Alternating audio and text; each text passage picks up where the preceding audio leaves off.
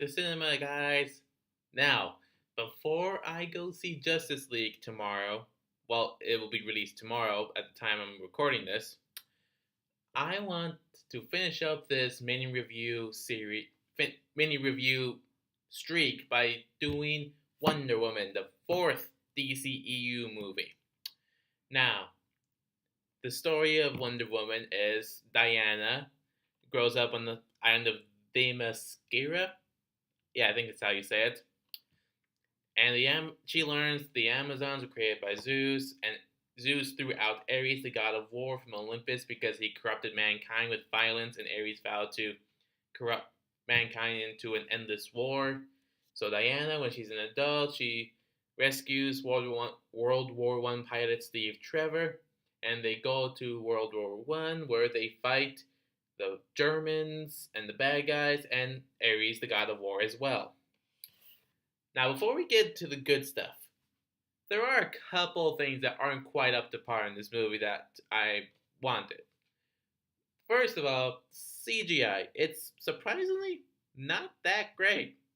It's not the worst CGI, it's just if you know how to look for bad CGI, you'll notice it.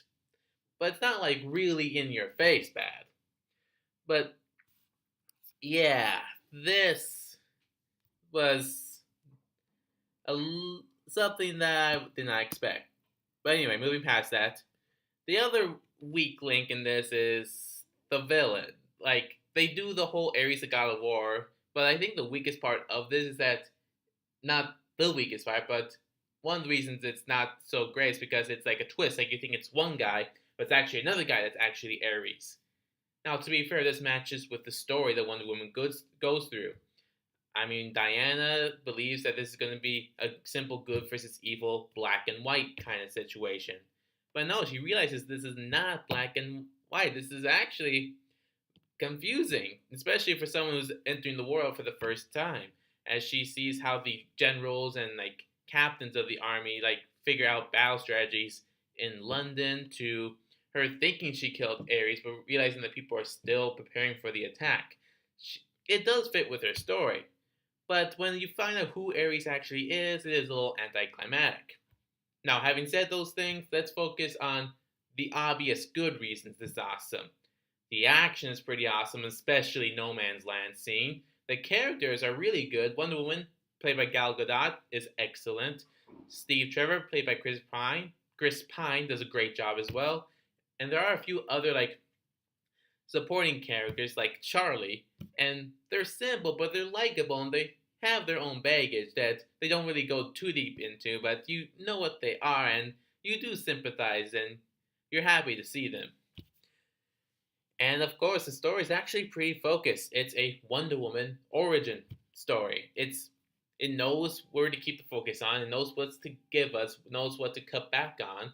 It's not set up for any future spin-offs in the DCEU. It knows what it's supposed to tell and does it well. And those are the obvious reasons why it's so great. But let's get into the deeper reason why this movie is so awesome.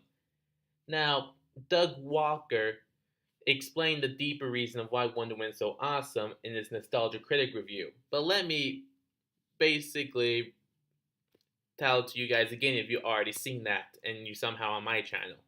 Anyway, back during the golden age of comics, heroes were idealistic, like pure, like guiding figures, sort of like how kids view their parents. And they were great stories during the golden age.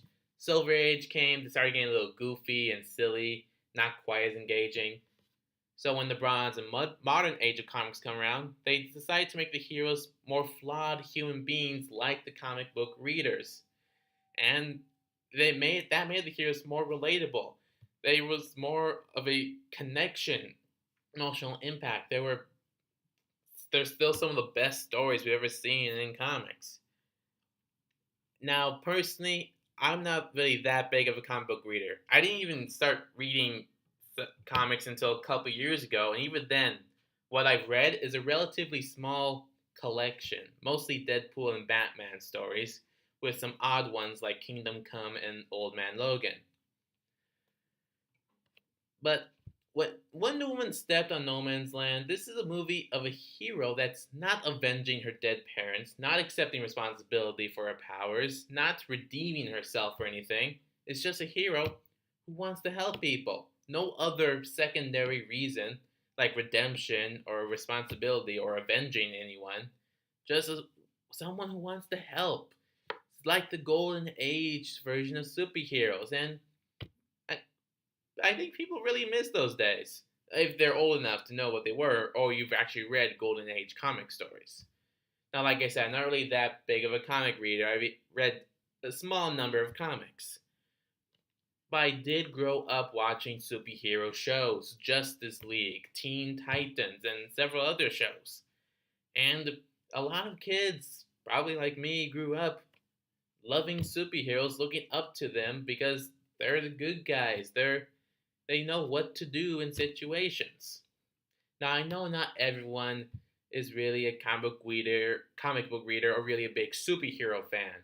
So even if you don't, then grew up looking up to superheroes and such, you probably had your own version of a hero, whether it was like a real life figure like Malcolm X, or if it was a religious figure like Jesus Christ. They're still excellent picks for people to look up to because they showed you what was right, what was wrong, what the right thing to do is, what's good.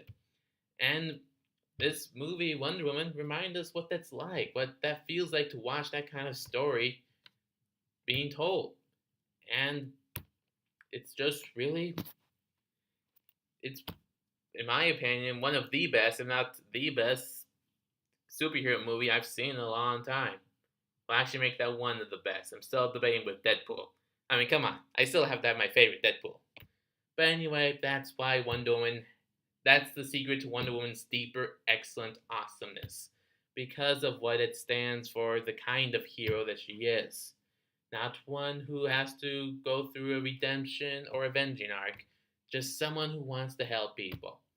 Now, like I said, if you didn't grow up looking up to superheroes like that, you had your own heroes in real life that you looked up to, and that should remind you what it's like as a kid to look up to someone who's like that. Sorry, this got a little corny, but this is just an awesome movie and need to fully explain why it's so awesome. Now, Justice League has late night showing tonight, but I probably won't go see it until tomorrow. So, next time you see me, we're most likely going to be talking about Justice League in one way or another. I still have to decide how I want to talk about Justice League. Maybe a play by play review, maybe a movie face off. Well, until then, Dr. Cinema, it's time to unite the league.